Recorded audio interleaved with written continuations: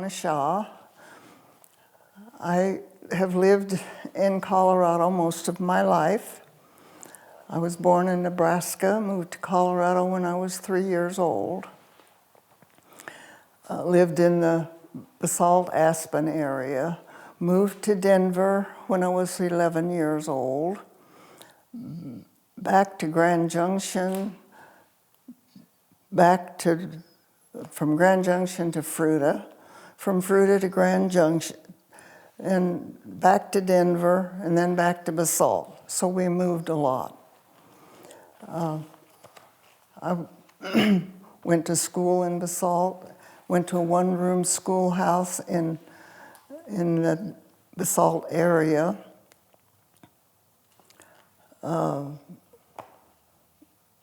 Went to school in Denver and Pear Park and Fruita, back to Denver, back to Fruita, back to Denver, and back to Basalt. So we moved a lot. I enjoyed school in Fruita very much and wanted to finish school in Fruita rather than Basalt. And my dad finally agreed to let me do that by living with my oldest sister in Grand Junction. And I thought I could ride the bus to Fruita, but they wouldn't let me do that because you had to live in the district. So I started school in Grand Junction, had to stay with my sister with her children while she was in the hospital, and missed a lot of school and had a lot of makeup to do and was discouraged with moving so much. And so I quit school and started beauty school, finished beauty school in Grand Junction, moved to Denver and worked in Denver, and married, and I have 3 children. And then my husband felt a need to leave his job at Brennan Sand and Gravel Company in Denver, and so we moved to Grand Junction, or to Fruita, I'm sorry, and bought the Gamble store in Fruita. Fruita was really a thriving community at that time, and there were many businesses. There was two department stores, 2 drug stores, 2 hardware stores, a bakery.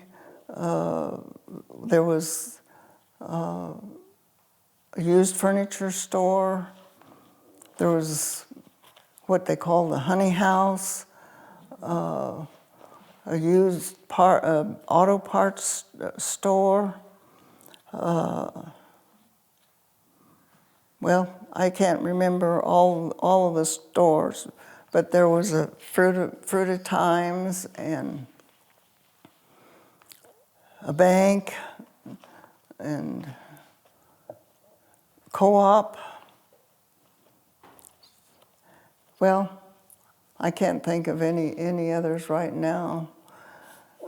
But we bought the store in 1965 and sold the store in 1970 because Bernie only had one arm. He lost his arm when he was 12. And handling the appliances and the furniture and the heavy items that we sold in the store, he was having a lot of problem with his back and legs. And I was the one that pushed it pretty hard for us to sell the store at that time. And so we sold the store to Val Carmack. And then Bernie started selling real estate, and I went back to doing hair. And I worked for Florence Kofer in Fruita for a year, and then opened my own beauty shop. And my daughter worked in the beauty shop with me for a while, and then I turned the shop over to her, and she started running the store or the shop, and I gave her the responsibility. Bernie was very active in the community. He was president of the Chamber of Commerce at one time. He was on the city council for a year. He was on the hospital board. And getting back to him being on the hospital board, at that time, the people who were managing Independence Village were moving, and they needed a new manager, and that wasn't getting done, and so they talked Bernie talked to him about managing Independence Village, and then we talked about it and decided to take the job temporarily until they could find someone else to do that job. Well, that temporary job lasted for 5 years. And then we left that job, and Bernie retired from real estate altogether, and Bernie passed away in 1996. 3 years later, I married Val Carmack, who had bought the gamble store from us. And then I have remained in Fruita.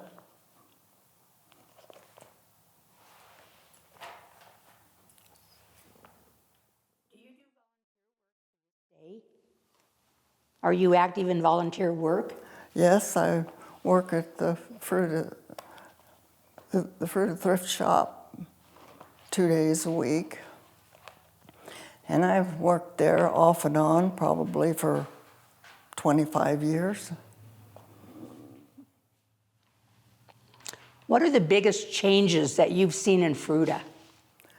I think the big growth, Fruita was surrounded by farmland, and so much of that farmland is gone. It's all houses now.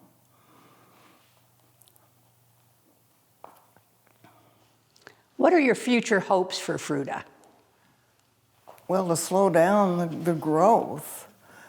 I hate seeing Fruita lose its small town atmosphere, and it just seems to me like it's growing too fast. Can you tell us where your gamble store was located in Fruita? It was on Aspen Avenue, right next to the Fruita Drug, across the street from Waddell's grocery store. What did you sell in your store? We sold hardware, we sold furniture, we sold appliances, we sold a lot of bicycles. Our boys, that was one of their jobs in the store, was putting the bicycles together when they come in. We sold paint, and at the time we were in the store, rather than just ordering the colors of paint, we ordered buckets of white paint, and then we had paint colors that we mixed different colors of paint. Do you have any other fun stories to share about you managing and owning Gamble's store? Well, yeah. A lot of the residents, the older residents in particular, used to come in the store a lot, mostly the men, And I can remember them sitting up on the counter close to the cash register, visiting with Bernie. As I said before, Bernie only had one arm, but it was really never much of a handicap to him. But there were two residents in town that lost their arms while we were living here. And both of those men used to come in the store and sit in the furniture part of the store and, and watch Bernie do things to help them learn to manage with one arm. And I remember the one man saying, "Bernie, does this make you nervous?" And he said, "No, if it doesn't bother you, it don't bother me."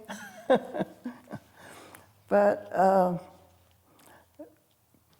people were so friendly, you know. Everybody just seemed like family in our small community. How many people did you employ in your store? We employed 2 people, and then the boys worked in the store after school, and sometimes they'd go in early in the morning to help Bernie get opened up and ready for the day.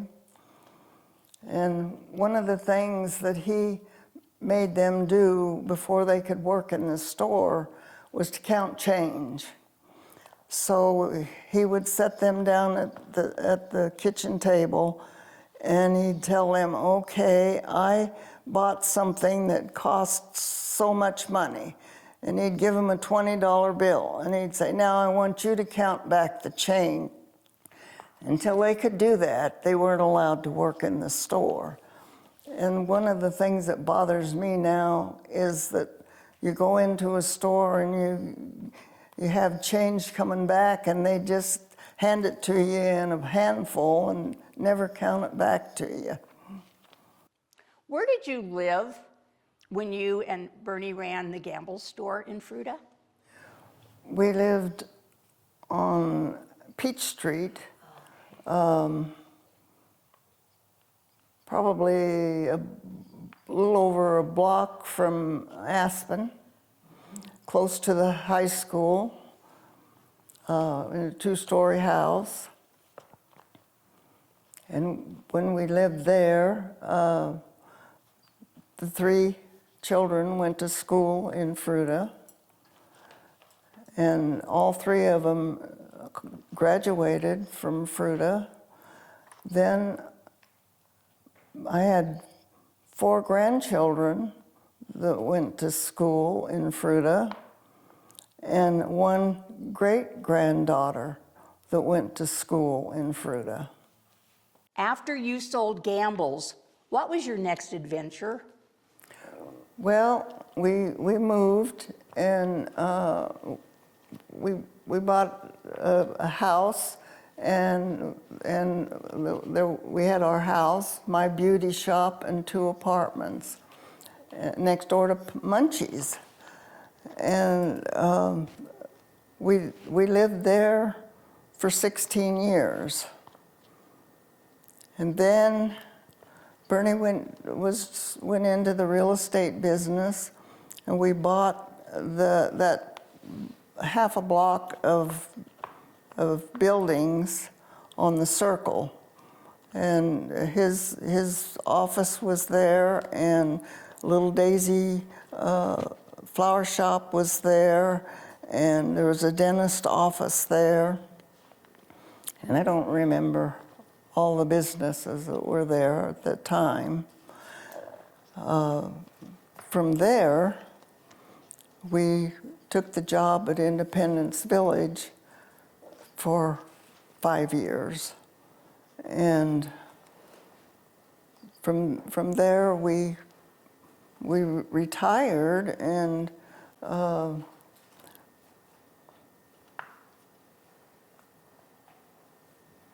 we did a lot of traveling, which was a great thing that we did. How long was Bernie in real estate?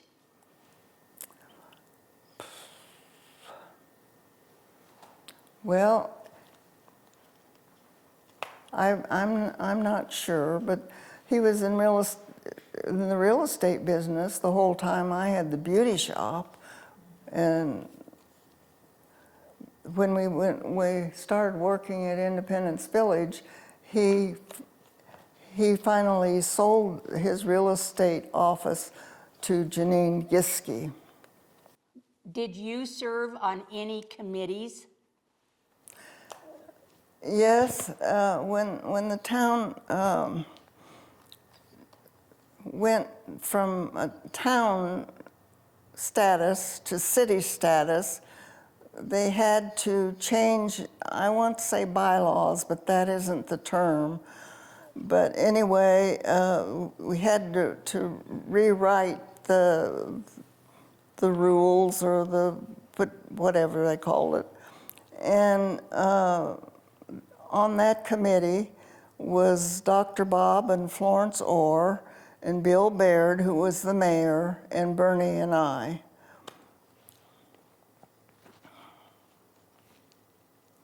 And I believe that was 1981. I think that was. Probably. I just don't remember the dates. So was Fruita experiencing a growth spurt at that time even for us to go from a township to a city? Well, no. At that particular time, the gas company or oil company that had the business in Parachute went belly up, and Fruita pretty much went downhill for a while. Then the mall came in, and that affected the businesses in town, and Fruita suffered for a few years. Well, when we first moved to Fruita, the Gilsonite was in full operation, and really the biggest share of the male population worked at the Gilsonite. I can remember Mr. Well, now I can't say his name, the president of the bank. Brumble. Yeah. He said somebody was complaining about the smell of the Gilsonite, and he said, "Smells like money to me." Going back to Independence Village, when you were managing it, what was your job description? What did you and Bernie do? Well, of course, we had an office, and we also had an emergency board there, and each apartment there had emergency court. There was a court in their bedroom and a court in the bathroom, and one, I think, in the living room. Anyway, quite often we were called for an emergency. We were on duty 24 hours a day, and we were live-in managers. And but when we moved there, we knew most of the people that lived there, and it was just like a big family. My mother lived there, and so I was able to help her a lot, and so it worked out well for us, but it was too confining to spend years doing it. 5 years was enough. Do you have any fun stories to share about some of the residents that live there? Well, yeah, we were honored with being the managers of the year by HUD one year that we were there because some of our residents had put our names in as good managers. So that was an honor, and it was, we didn't know that that had happened, and we went to a meeting in Denver and were surprised by that honor. One of the things that happened to us that was pretty dramatic was a lady she was frying something on the stove in hot grease. And she had a kettle on the stove with a handle, and she hit that handle and dumped the hot grease on her and burned herself really, really bad. But I remember when we rushed up there, I just grabbed the front of her shirt and ripped, buttons went everywhere, ripped that off of her and wrapped her in a sheet. And of course we called the emergency, but that was a bad thing. And quite often we got calls at night, and many times it was somebody was just maybe had a bad dream that brought back bad memories for them and stuff, and they just needed somebody to talk to mostly.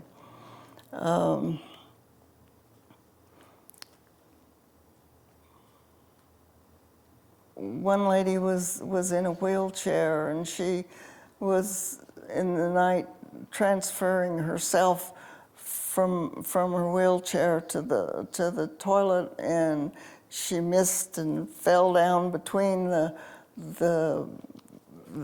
sink and the toilet, and we had a heck of a time getting her back out of there and into her chair. But it was a good experience, and we enjoyed it, but it was stressful sometimes. And there was the Family Health West owned then Independence Village, and the Willows, and the Oaks, and it was just, I don't know how to explain it, but you graduated from Independence Village to the Willows or the Oaks, and then to Independence Village, which was a nursing home. And that gave the city the opportunity to really help the senior citizens, and there were many people that were retiring here in Fruita. So it was a facility for senior citizens only? Was 55 plus, and as I say, it was a HUD operation, and so people were charged by their ability to pay. What is sad is there really isn't any place in Fruita anymore for the retired people.